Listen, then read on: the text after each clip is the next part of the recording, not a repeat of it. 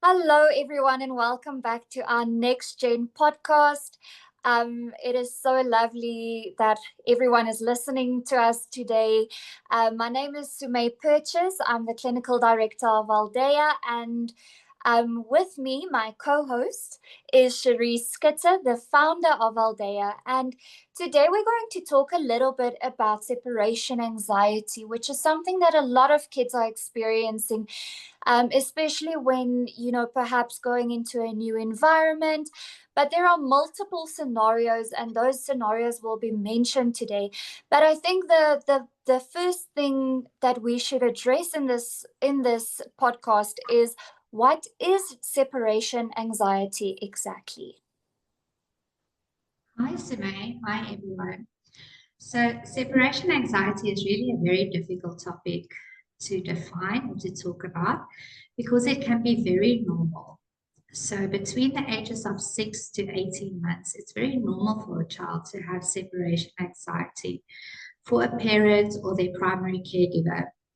It becomes a problem if this is persistent, especially after the age of 3, and if it alters life for this child, if they can't go to school or they can't go to grandparents, this is where separation anxiety becomes a real problem.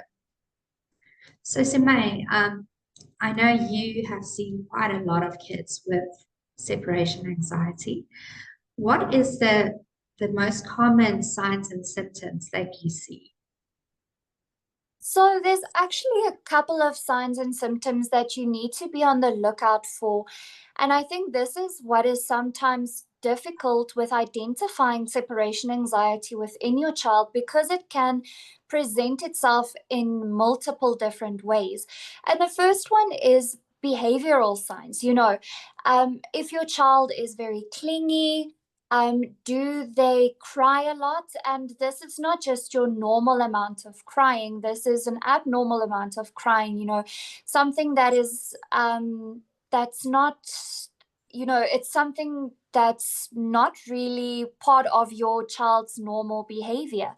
Tantrums that they throw, and refusal to separate from the parents if you drop them off at school. Do they maybe let go easy? Is it quite a process to let them, that they can let you go? Things like that. That's the behavioral part of it. So if you see abnormal behavior that you haven't noticed in your child before, if you notice that, then that can most probably be a sign of separation anxiety within your child. If you notice just these couple of signs that I mentioned just now. And the next one is physical symptoms. If your child complains of stomach aches or headaches, those two, or feeling nauseous, those are common physical symptoms of your child experiencing that anxiety of having to let you go when they go somewhere. And that anxiety and stress really adds up to those physical symptoms. Then I know, talking from personal experience, as soon as I feel anxious, then I start to feel nauseous. I get headaches, and then I know, okay, these are signs of stress and anxiety. So if your child perhaps comes to you on a regular basis complaining about that, don't necessarily just take it in an easy way, but perhaps see it as a sign, and something that you can assist your child with. The next one is emotional signs. Do they worry about their caregiver getting hurt, being in an accident, or do they have nightmares about it? They might say, for instance, I had a client once that said, but he doesn't want to let go of his mom. He doesn't want to go to school because he fears that she's going to be in a car accident. And it then went on, and it worsened into, where he had nightmares about it. And of course, then it impacted his entire day, Cherie, just like you mentioned now. It impacts the entire day, and it has quite a negative impact on their day, where it comes to the point where they perhaps struggle to function. Um, And then, it has an impact on their school attendance, their friendships, like you said, um, and their independence. It comes to a point. I had another little girl that struggled with it, and she would have to ask her mom to come with her to the bathroom because of how serious her separation anxiety was. And this is, of course, not the case with all children, that it might be this severe. It might present in milder forms of separation anxiety. But these are a couple of signs that I've been, that I know that I've seen before in children. So it's just a couple to look out for. And of course, these symptoms are triggered by certain situations or scenarios that take place. Cherie, can you maybe tell us a little bit more about these triggers that can be that parents can be on the lookout for? So the one thing that usually triggers behavior, any type of behavior, is change. Some kids really can't deal with change. Whether it is change to a new school, change to a new home, maybe there's some changes in the family, maybe there's a divorce taking place, and sometimes even a good change, like having a sibling become part of a family, a new baby being born. Even that can be too overwhelming for a child. And I usually, especially when the mom is about 7, 8 months pregnant, then the older child will show a lot of separation anxiety because they feel kind of replaced now. And then when the baby is born, it usually worsens. So it's very important to always prepare kids for that change. And then another thing that we see quite often that it's not really, it's very difficult because I'm a mom myself. And I can promise you there's not a day that I don't leave one of my kids' schools without thinking, I shouldn't have actually left him there. And my kids are fine when I pick them up in the afternoon, but they don't look fine in the morning. Um, but that's a normal mom thing. And I think as a parent, you always worry, will my child be okay? Will they have friends? Will they be alone? But then you get some parents who really have a lot of anxiety and who are really overprotective. Um, I used to have a little girl, and Sumay, after you took over the Gauteng practice from me, you took over this child, where the mom literally would wait outside of the child's school on the porch for the child during the day. So the child was constantly aware of the parent being outside. And in a lot of these cases, the child starts mirroring the parent's anxiety. So the child feels, my parent doesn't feel I'm going to be okay yet, so I'm sure I won't be okay yet. And that's very important to notice. I also spoke to a teacher at my youngest school last week, and she said one of the parents would literally drop the child. The child would start crying. The parent will walk away, go and take the older sibling to a different class, and then again pass through the younger child's class. So the child just settled in, and the parent will again come through just to make sure her child is okay. And obviously, we all want to do that as parents, but then the child starts crying again. So we must be really cautious that our anxiety isn't mirrored by our kids. Then finally, a child's temperament really determines whether they will have anxiety or not. My oldest child is an introvert, so Mondays are horrible, and days after public holidays are horrible. But I can relate with that because for me, Mondays are horrible because I just got used to my own space.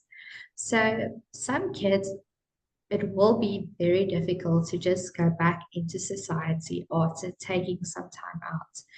But you must give your child that independence to be who they want to be and who they can be.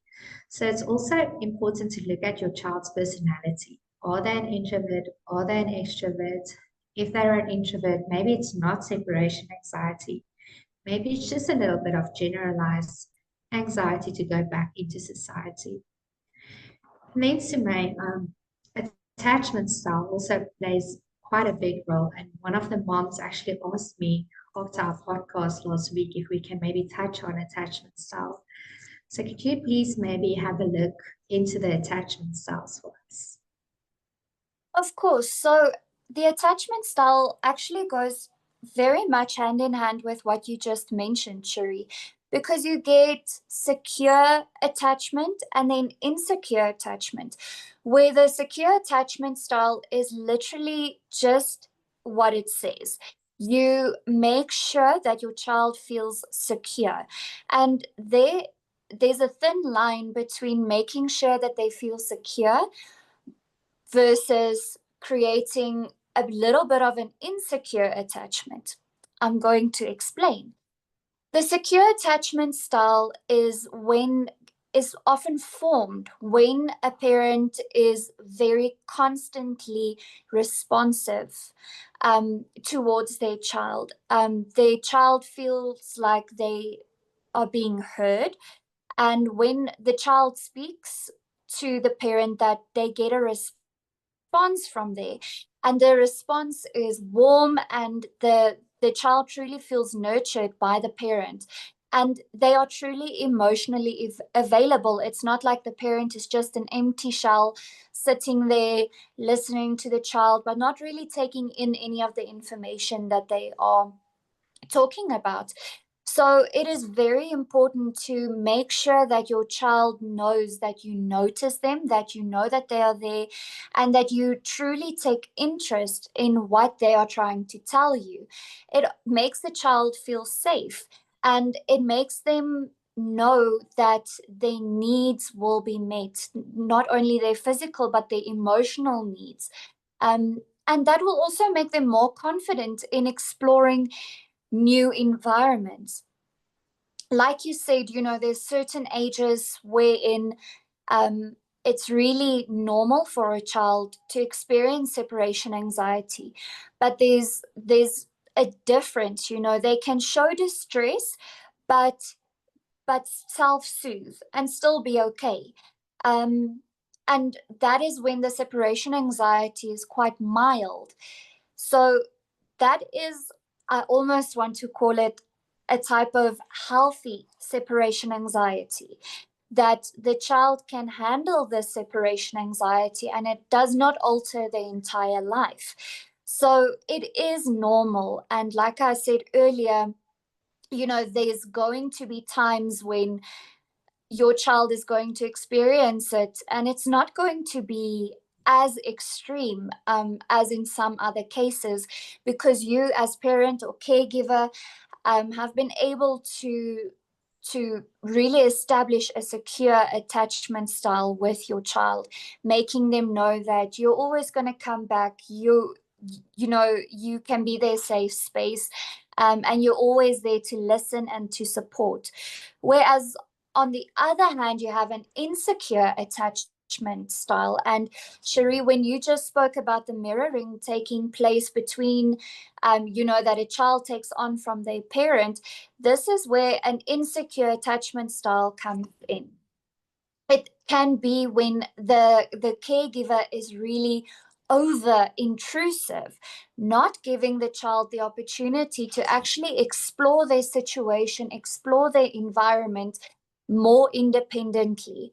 I'm not saying with this do not be present, because that can also create an insecure attachment. If the parent is inconsistent and not really emotionally available towards the child. But it is also important that you are not there the whole entire time, so that your child can sense your anxiety and then take it on themselves. Um, because that is going to, of course, increase your child's anxiety, and they're going to become fearful and uncertain of certain situations and themselves. They're going to start, doubting whether they are actually capable of handling the situation. And that doubt will then start carrying over into other situations as well. So when your child is distressed, like I said earlier, it's okay because it's normal. Um, But when you have to start worrying is when they have truly do have trouble calming down and regulating those emotions. And then, that is when the separation anxiety is more severe. So the importance of consistent and predictable caregiving, I cannot highlight this enough. Consistency within things like routine, reassuring your child, consistency in the manner that you do things, the way that you do things, how you do things. And I'd like to talk about that a little bit later as well, in terms of coping mechanisms that you can get to help your child with the separation anxiety. But Sharia, I want to know if you can maybe tell us in what way parents can seek help, or when rather to seek help. When do you know that, okay, this has gone a little bit too far now, or, we really need some extra help in this situation? So I think, Sumay, you highlighted something very important with uh, the child not being able to build their self-confidence. If you are invited to a party by a friend, you will not make other friends at that party because you'll not feel the need to actually speak to other people. So you will go there, you will hang around with the person who invited you, and you will go home.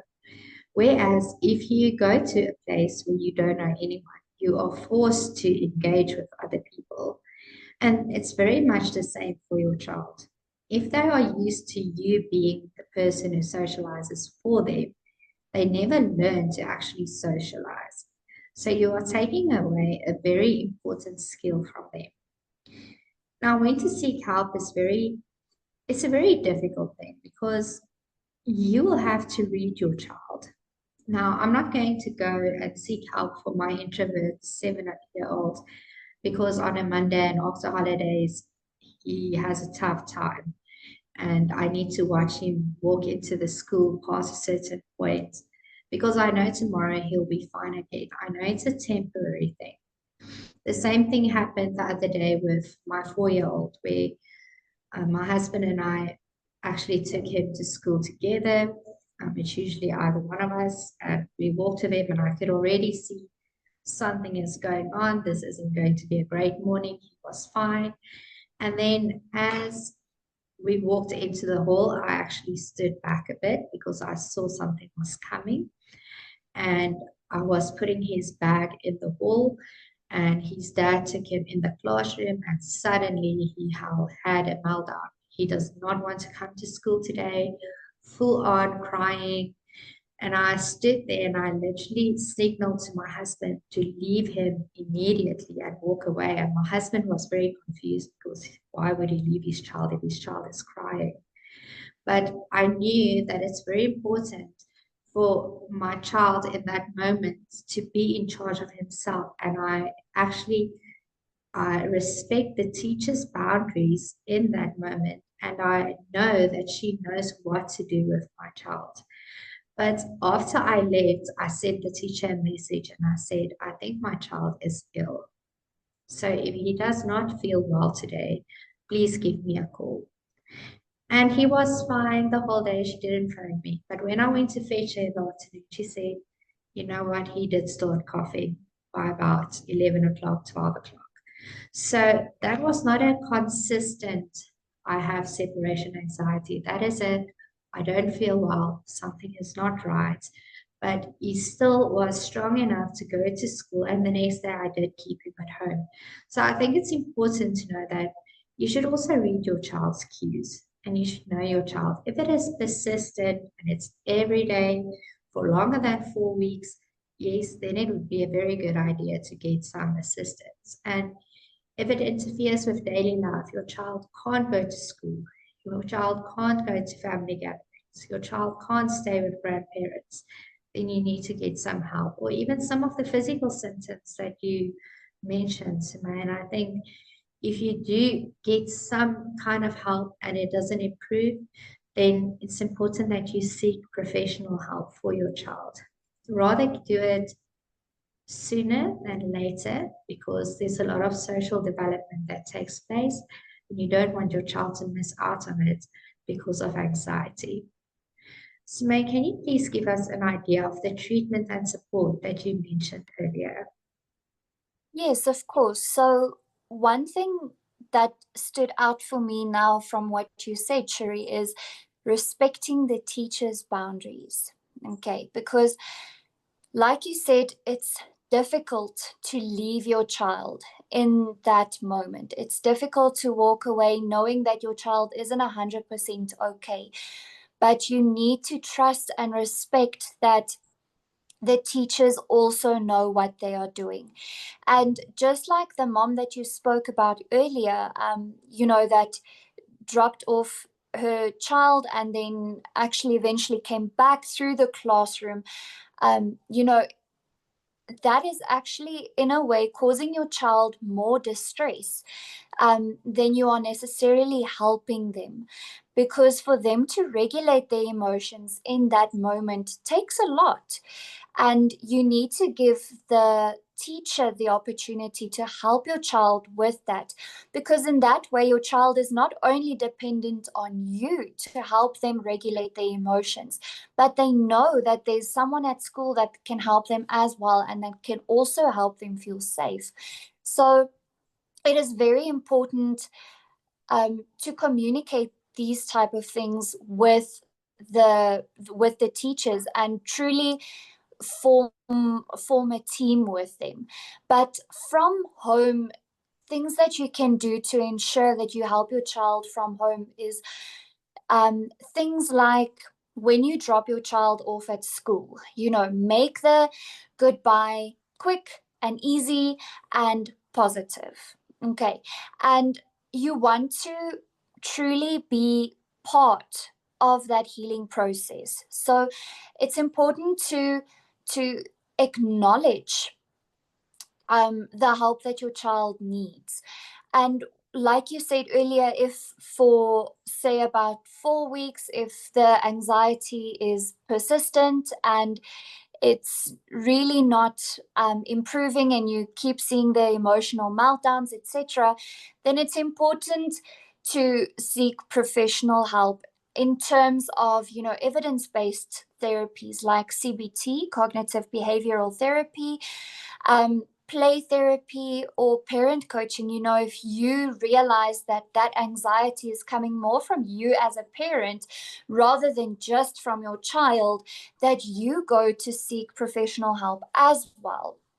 And these are a couple of things, that we do at Aldea. We help your child with that emotional regulation and helping them with separation anxiety by doing things like cognitive behavioral therapy, in which we help shift their mind just towards a little bit more of a positive mindset in terms of, letting go of mommy and daddy when I'm somewhere else. And how do I cope with this?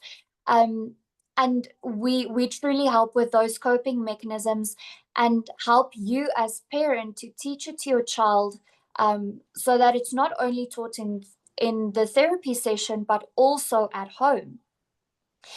I want to come back to the importance of parents being involved in this therapy, because when parents are involved in the healing process, the children really feel a sense of security when they are involved. Okay, because this is where the foundation, like you said, there's a lot of social development taking place during this time. So it's very important that the child feels that sense of security and that someone else knows how to help them. So it's really important that the parent is also involved in this situation, and that the consistency of the coping mechanisms would then be present through basically in all environments.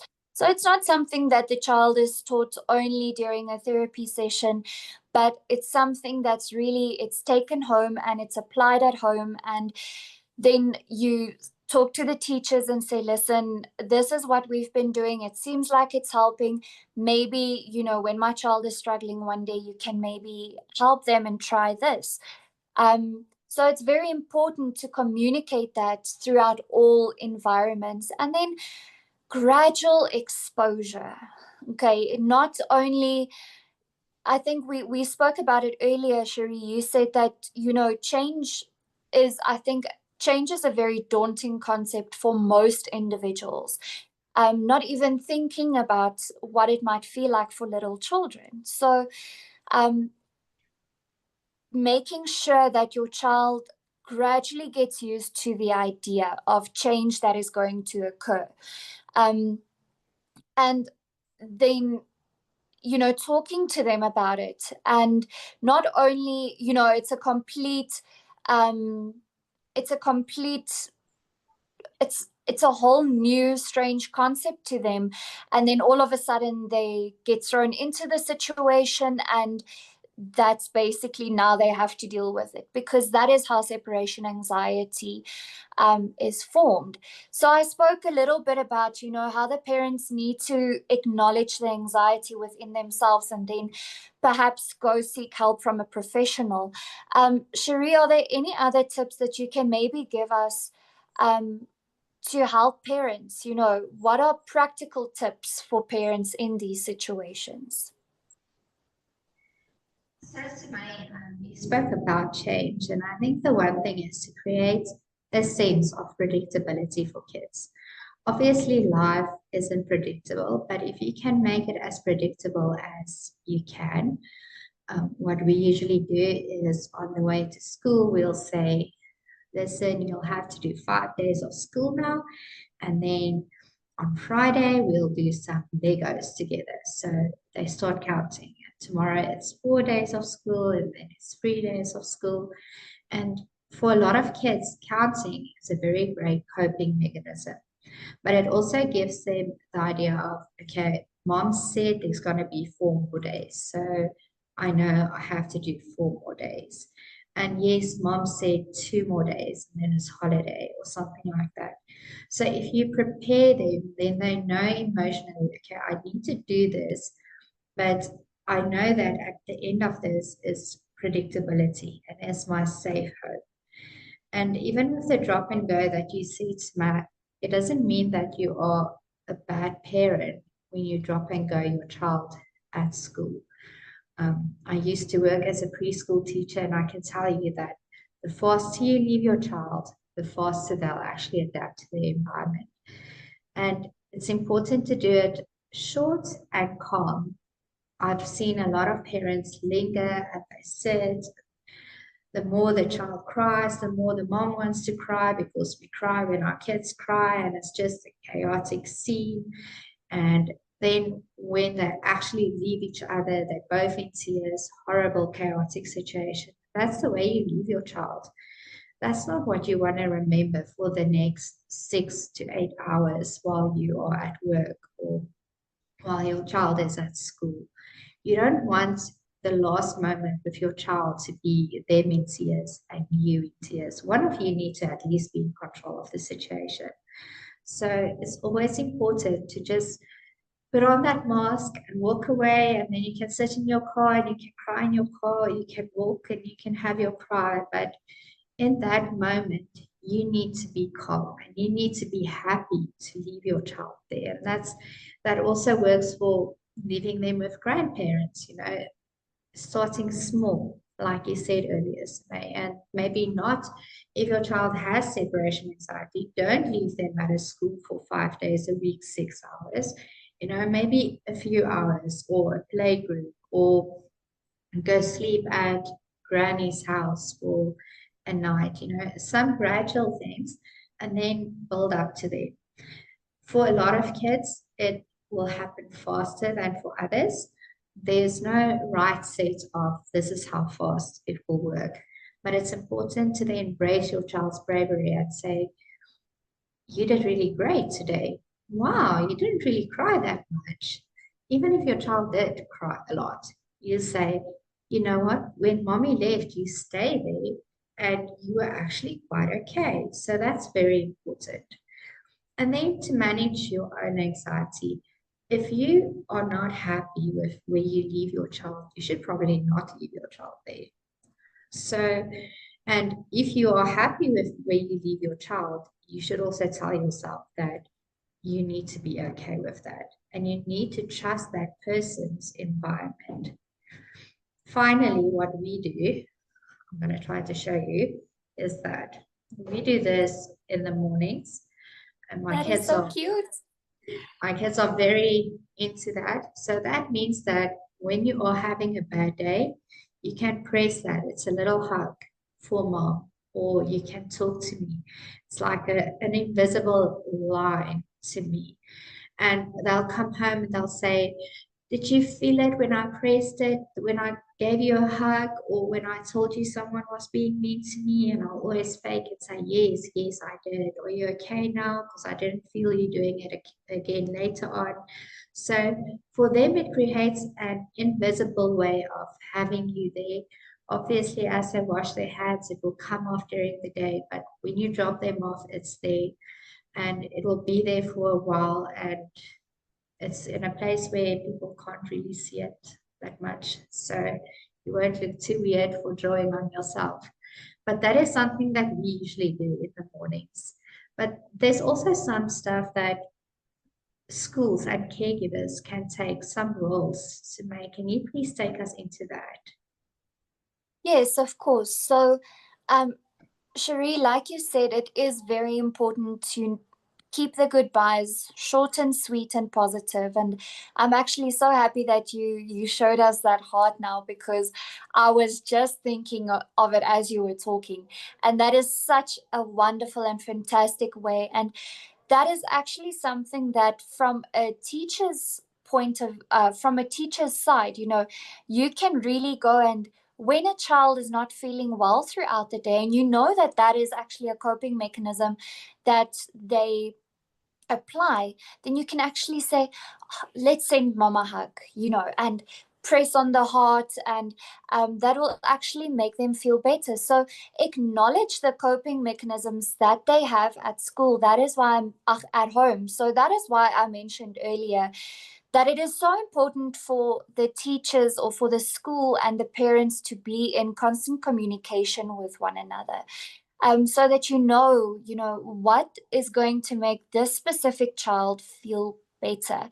Um, and once again, it is important to acknowledge their feelings. Take note of the age group that you are working with.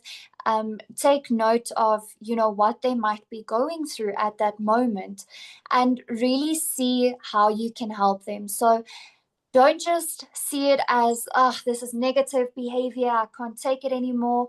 It's very important for them to find that safe space at school as well. And, a teacher is there for the majority of a child's day.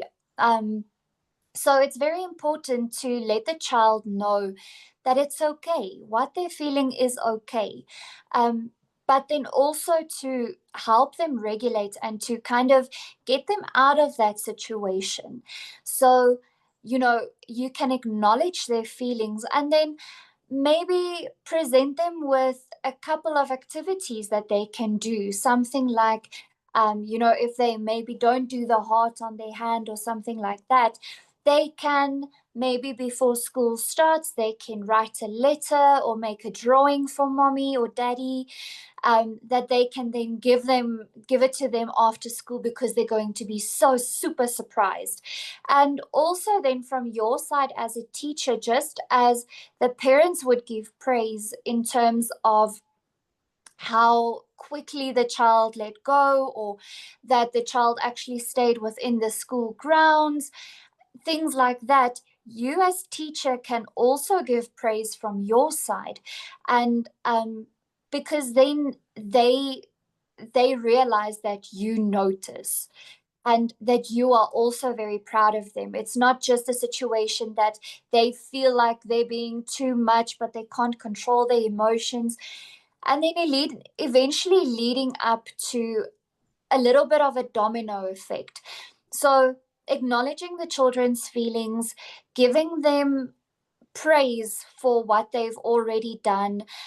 Even throughout the day, you can say, you did so good at this today, well done, we can tell mommy about it this afternoon. Once again, it's very important to realize what might work with the child. If thinking about their mom also is going to make them experience that anxiety all over again, then that might not be the ideal solution. But for some children, that might be a good solution. I'm working and I'm doing this, and everything that I get done is one step closer to perhaps when I'm going home. And, then while you give them praise throughout the day, it's just making it a much more pleasant, more positive experience for the child. And like I said, just to summarize, is to really take note of the coping mechanisms that the parents implement at home, so that you can create that type of consistency in your classroom for the child. um, but I think, as parents, it it can really make you feel very demotivated, discouraged sometimes, because you want to help your child, but you're not always sure how to help your child. And in our previous podcast, we spoke about parents with children with special needs, and how you can implement self-care. And we said that, what, it's not, there's so many situations that can present itself that can lead to these feelings of anxiety, etc. Cherie, I think you as a parent yourself have the best advice for the parents out there to give them a couple of words of encouragement. I think the most important thing to me with separation anxiety is I don't even like calling it a disorder. I think when your child has such severe separation anxiety that you need to look at it as a disorder, there's a bigger problem. Then there is a generalized anxiety disorder, and then we have to look at that.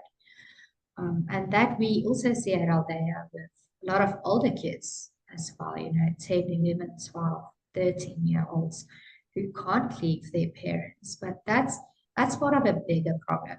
The most parents refer to separation anxiety if their little one doesn't want to leave them. And that is something that can be very temporary. It's very normal. Like I said, it happened to me the other day. I'm the person supposed to be helping kids with separation anxiety, and my child throws a full-on tantrum right there. So it's very normal. It happens to all of us.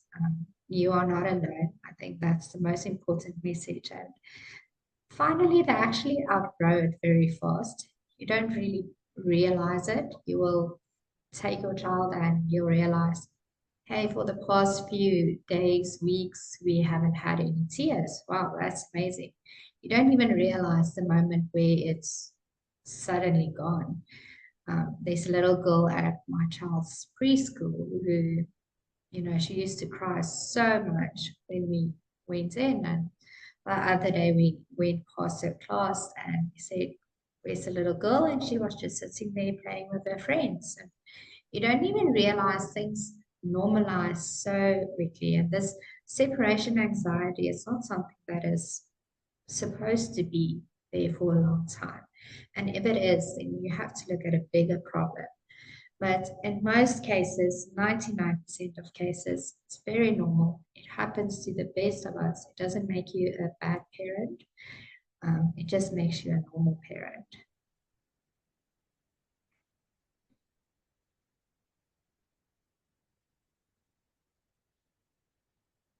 And that's very true. And I think it's just very discouraging, and I think you might come to a point where you feel kind of powerless towards the situation. So thank you so much for that, Cherie. I really do appreciate it.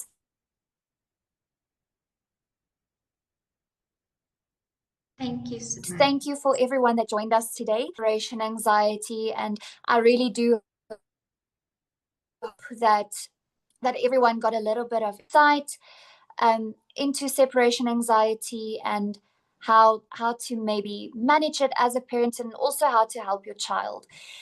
So thank you very much, everyone. Thank you, Cherie. And then we'll see everyone in our next NextGen podcast. Thank you. Bye.